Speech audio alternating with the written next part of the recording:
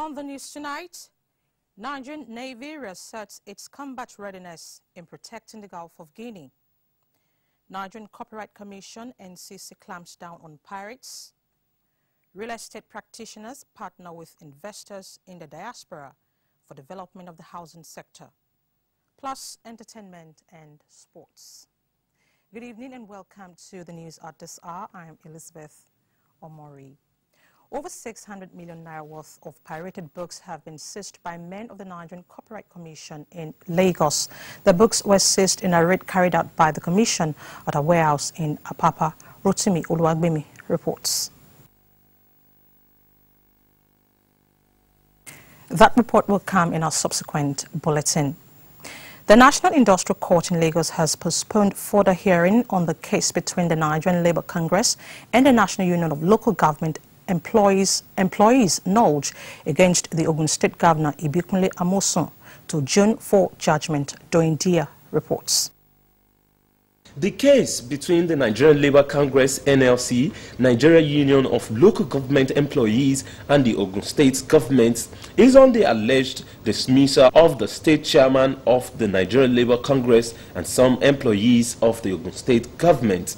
After the examination and cross-examination, Justice Amadi of the National Industrial Court adjourned the case till the 28th of June 2017. The Nigerian Labour Congress is aggrieved over the lack of human capital development programs, unlawful deduction of salaries, non-remittance of pension, and undue retrenchment of workers, amongst others. So when you look at it, you realize that this government prioritized capital infrastructural development at the expense of human capital development.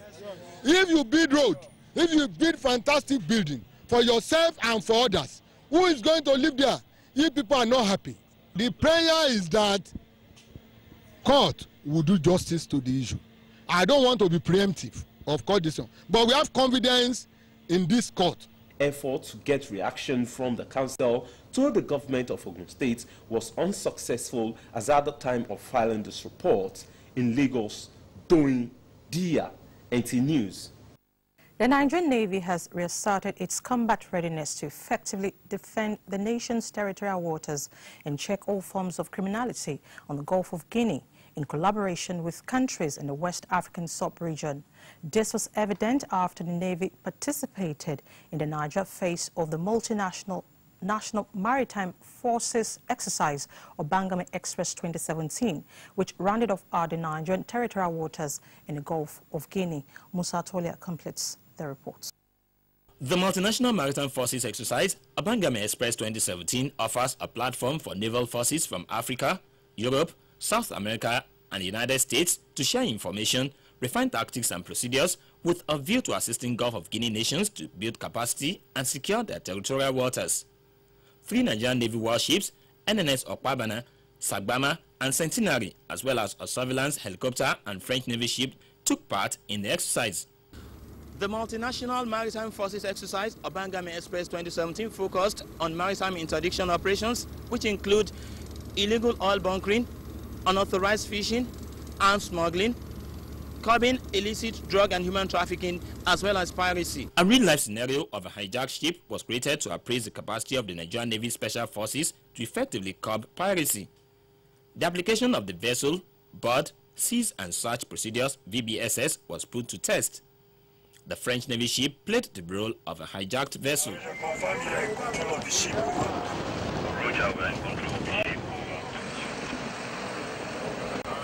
Navy Special Forces on NNS Sagbama displayed outstanding skills when they participated in anti-illicit drug trafficking exercise. Officials of the National Drug Law Enforcement Agency, NDLEA, and other maritime stakeholders also took part. This exercise is to further improve on our readiness and also on our capability and the capacity.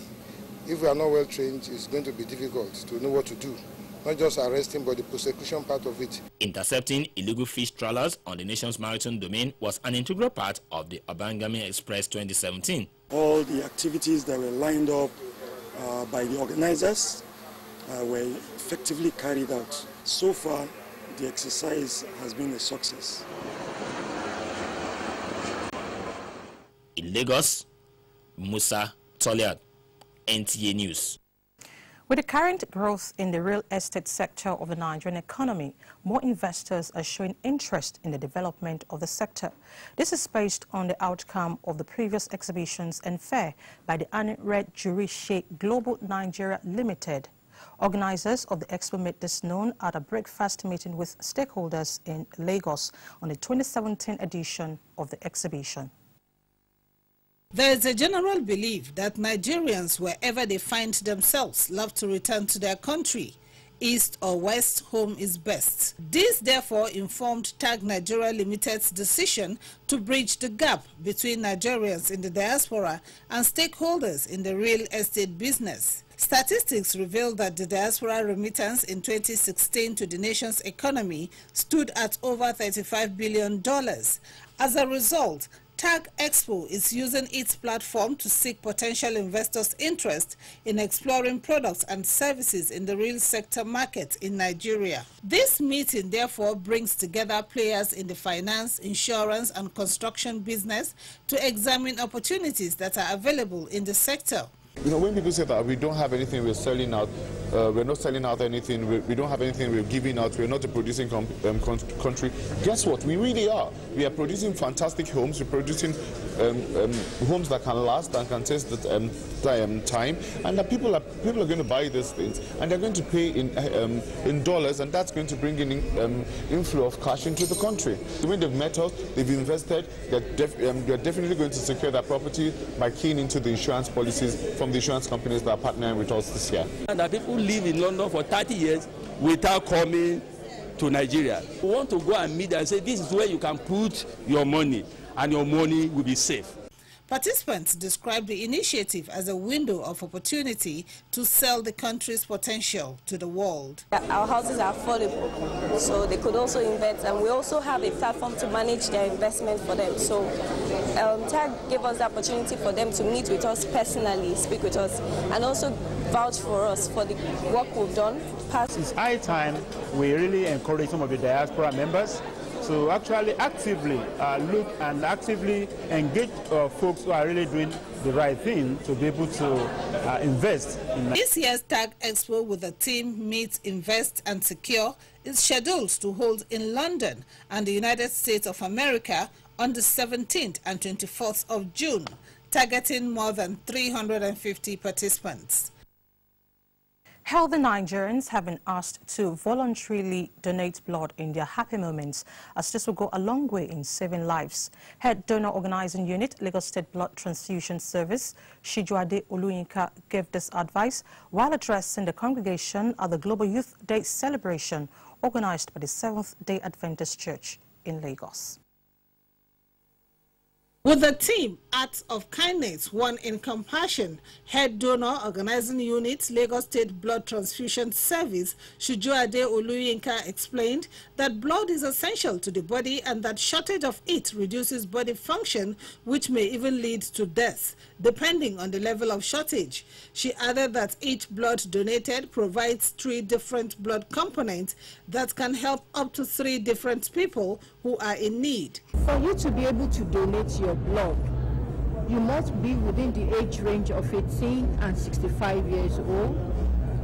You must have a weight of 50 kilograms and above. You must have a blood pressure within the normal range, that is 160 to 130, 90. Sometimes we give preference to people who have high blood pressure but are on treatment and they are well controlled. So if you have 140, 100, sometimes we let you go. The organizers of the program say the Global Youth Day celebration is a yearly event that brings together the youths of the church to put smiles on people's faces through humanitarian service. All of us together, we are one, and we are compassionate about the need of others. And the hallmark of this is blood donation. Many people feel that when they donate, they will be short of blood, but it is not so. So I want those who are afraid of donating blood, or those who have never donated before, to please go out there, find any blood bank in Lagos State, and donate blood. Having undergone series of medical tests before donating blood, some donors expressed their feelings. In the first time I donated, I was told that it helps to refresh, to take away the bad blood, and then bring in a fresh blood that will keep you healthy. So that's why from time to time I donate blood. Your blood expires after 3 months. So if you keep it, it is of no use to you. So I'm using this opportunity to remind them again that it is safe to donate. The program also featured free medical test screening. A workshop aimed at empowering youth so they can become change agents and key drivers in the political and socio-economic development of the nation has been held in Lagos. The workshop, titled Youth Empowerment in the Nigeria of Our Dream, was organized by the Center for Black and African Arts and Civilization, CBAC, in collaboration with the Women Entrepreneurs Association of Nigeria. Jane Ojoko has the details. According to statistics, youth constitute more than half the nation's population. However, certain constraints such as unemployment, corruption, lack of skills and discrimination have remained major setback in their quest to contribute meaningfully to the development of the national economy. To this end, the organizers of the workshop said mobilizing the youth and providing them with a platform to interact and share ideas on way forward became imperative. The youths of Nigeria can get us out of the problem by ensuring that we have rigorous programs and training in creative economy. Resource persons at the workshop said the time to inspire and motivate youth to be the best they can is now, as government cannot be left alone in catering to the needs of the youth. What you need to do is to have a dream. What you need to do is to have a vision. When you have that vision, then you drive it. And as you go along, you will find out that help will come. If things are done properly, we won't have poverty as much as it is in Nigeria. So what is the problem? The youth can do it. They can change the system.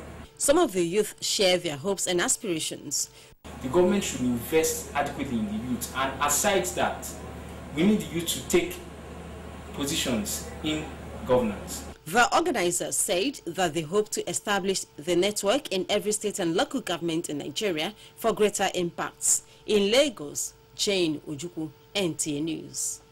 You're watching NTA News. Time now for a quick break. Political notes and more reports will come after this timeout. Stay with us. NTA2 Lagos Network Center brings you broadcast service wherever and whenever through our social media platforms, now live on just a click away. Global news, sports, business reports, politics, issues, events and happenings around the world, your favorite past and present TV programs, drama, documentaries, and for your news headlines, log on to www.youtube.com/NTA2 Lagos. Watch, download, comment, and subscribe free. It's simply www.nta2 Lagos and explore our world of news and events. Available in all smartphones, iPads, and all Android phones. Like our Facebook page, NTA2 Lagos Network Center. You can tweet us at NTA2 LNC.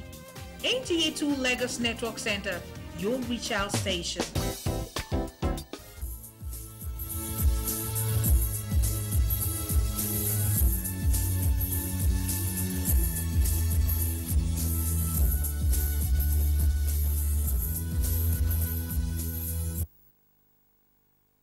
Thanks for staying with us and welcome to Political Notes. The Senate President Bukola Saraki appeared on Monday before the Senate Committee on Ethics and Public Petitions to defend himself over an allegation of importing a padded Range Rover SUV with fake documents and underpayment of customs duty on the vehicle. Senator Dino Melai also appeared before the same committee on the allegation of fake certificates. Senate President Bukola Saraki has been accused of importing a bulletproof SUV car without valid documents, while Senator Dino Melai was accused of forging certificates without obtaining a first degree from the Ahmadu Bello University, Zaria. Both allegations circulating on the social media were brought to the floor of the Senate through a point of order by Senator Muhammad Ali Ndume. While testifying before the Senate Committee on Ethics, the Senate President denied the allegation of importing or having anything to do with the vehicle in contention. I'm not an importer. At no time did I import any SUV Range Rover. Under cross-examination from members of the Senate committee, dealer of the vehicle in question corroborated that the car in contention was not acquired for the Senate president. The vehicle was not to be used by Senator Bukola Saraki. It was not imported or acquired for his use at the time when the vehicle came into the country. While defending Dino Melaye's allegation on certificate forgery, Vice Chancellor of the Ahmadu Bello University, Zaria, Professor Ibrahim Garba, confirmed that Senator Dino Melaye graduated from the institution in the year 2000 and served the NYC in 2001. From the records of Ahmadu Bello University, Zaria, distinguished Senator Dino Melaye, who was at that time named Daniel Jonah Melaye, graduated with a third-class degree of the Bachelor of Arts in Geography in the year 2000. Senator Dino Melaye had earlier presented photocopies of his examination results, NYSC certificate, as well as an affidavit for the change of name from Jonah Daniel Melaye to Dino Melaye. Also testifying, Senator Muhammadu Ali Ndume told the committee that he raised the point of order with good intentions of protecting the integrity of the Senate. So he showed me the certificate. I said, oh, fine. So there is a certificate. He did that. So it clears wrong public perception out there, and it should resolve the problem. It's not personal. Chairman Senate Committee on Ethics and Privileges Samuel Anyau extended invitation to representatives of the Nigerian Customs to come and give testimony on the imported vehicle. From the National Assembly, Wazir Zayan, NTA News. Between Monday and today, the Senate has been very busy with senators kicking against the continued stay in office of EFCC Acting Chairman Ibrahim Magu. That was yesterday. The latest from the Senate today was the suspension of Senator Ali Undome for 6 months. Senator Undome was suspended for the petitions against the Senate President Bukola Saraki and Senator Dino Melaye. The Senate Committee on Ethics and Public Petition, in its report, indicted Senator Undume for bringing unverified allegation to the floor of the Senate. Having failed to cross-check facts before presented at the plenary, he could not be said to be a patriotic representative of the Senate and should be penalized to serve as a deterrent to others. Let us establish that they did not commit any wrong based on the allegations that were made against them. If someone sees allegations against anybody in the social media network or any frivolous, trivial allegation, I think it's quite improper to bring that accusation or allegation to the floor of the Senate, thereby wasting the time of this august assembly. I am always in principle against suspension because of what? One, what do we do with the people of Southern Borno who are not going to be represented? I want to plead that this be reduced to at least 6 months. To speak further on developments at the National Assembly, specifically the Nigerian Senate, is Mr. Fred Akokia, National Publicity Secretary, New Nigeria People's Party. It's nice to have you in the studio. Thank you very much. All right, how would you describe the series of developments in the Senate lately, from the summons of the Controller General of Customs and non-confirmation of EFCC Acting Chairman Ibrahim Magu? Well, I wouldn't want to talk so much on the Controller General's case, because the matter is in court. But be that as it may, I will want to throw a little light on his position. Now, to be a proper custom officer, that we have the character, you have to look at the Enabling Act setting up the Nigerian Customs Service. I'm aware there's nowhere in the whole of the Custom and Excise Management Act and in any other law for that matter that says that the Controller General of Customs must be in uniform. But that I'm saying advisedly. Why do I say this? To be a proper custom officer, you must have been recruited in accordance with the civil service rules. You must have undergone some mandatory training as a custom officer. You'll be given a service number, and then you're given an ID card and all that. The uniform is just part of it. Okay. But that is a career custom officer. The present Controller General of Customs is in all ramifications not a career custom officer. Okay, let's talk about non-confirmation of EFCC acting chairman. What's your take? Yeah, but that to me again is something that is not, there are informations that we are not privy to in this matter. Because I have not seen anywhere else or heard anywhere from anywhere else in the world where the presidency and the legislature are working at cross purposes the way they are. Okay. They are unnecessarily forgetting the fact that the national interest in matters like this should come first. Okay. We should not, it's not ego tripping, it's nothing to do with who you are or whatever grouse you have against one person or the other. Because the whole idea is that Magu failed an integrity test based on a report that was submitted to the Senate by the DSS. Okay. That is what we know. That is what we have been told. But the question we ask is this. The DSS is part of the presidency. It's not an arm of the National Assembly. It's not an arm of the legislature. We run a democracy that is based on the presidency, the legislature, and the judiciary. Okay. There's separation of powers between them. But the DSS, as it is constituted today, is under the presidency. All right, I'd like to cut you there. I have not finished. I was just laying a foundation. Okay. The foundation being, if the presidency controls the DSS, I would not in my life believe that a report indicting a nominee supposedly that was sent to the National Assembly would have been given to the president to see, and he will still send that same person to the National Assembly for clearance, considering the fact that the very fulcrum on which this present administration is going around is the question of the fight against corruption. Okay, now that brings me to my next question. Yeah. The latest is the suspension of Senator Ndume over unverified allegations against the Senate President and Senator Dino Milai. What's your reaction? Well, if you ask me my reaction straight, I will tell you one thing again. There seems to be a dissonance in the way all these arms of government are operating at the moment, which shouldn't be. They should put the national interest first.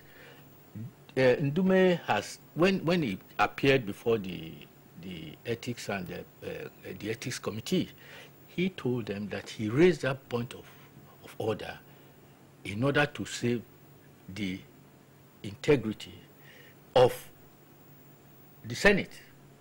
Now, and I am aware that he is not the author of that allegation. He's not the author. He only said, because I listened to him when he was presenting this point of order, that he read in the paper this morning about this incident. And it is only fair that the Senate, in order for them not to be humiliated or disrespected, should look into it. So why now say he shouldn't have brought it at all? I mean, to me, I don't see how. But are they considering the fact, like somebody asked, the people who is representing the Northeast, they are the ones that actually elected him to represent them. Nobody is thinking of these people. That is his primary responsibility, is to go and represent the people of Borno South. And now they have thrown him out for 6 months. So who will be speaking for these people? All right, I'd like to cut in there, because we don't really have much time. So what's the way forward out of this face-off? There has to be a reorientation of the working dynamics of the three arms of government. I'm not only talking of the legislation and the presidency now, including the judiciary. We have had incidences of things like this occurring in the judiciary. A time came, they sent people after Supreme Court judges and all that, as if everybody was working on his own without a synergy between the three of them. There has to be a coming together of minds. There has to be a consensus on making everybody realize that it is the interest of this country that comes first. All right, Mr. Fred Akoke, this is the much I can take really from you. Thank you. Thank you so much for your time. Thank you very much. Thank you. Moving on, Nollywood estranged couple reunites as the movie Sing rakes in $600 million at the international box office. Join us for details of these and other trending stories in the entertainment world.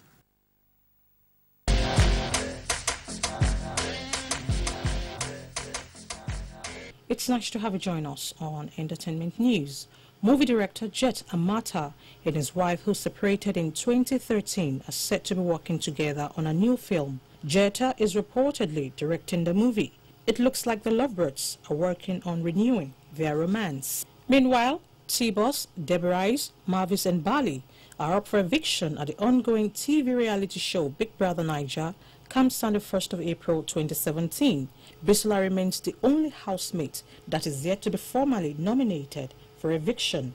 It will be recalled that Bassi was evicted at the 8th eviction show last Sunday. And on a sad note, reports making the rounds have it that the former president of the Scriptwriters Guild of Nigeria and actor, Brian, has passed on. Brian passed away 3 years after he survived a kidney transplant in India. According to a statement released in 2004, late Brian received a donation of 10 million naira for his kidney transplant and returned home after a successful surgery. And still on entertainment stories, animated movie Sing is set to have raked in $600 million at the international box office. The movie, which featured the voices of Matthew McConaughey, Witherspoon, Taron Egerton and Scarlett Johansson, premiered last year at the Toronto International Film Festival. Reports have it that the second part of the movie, Sing, will be released on the 25th of December, year 2020.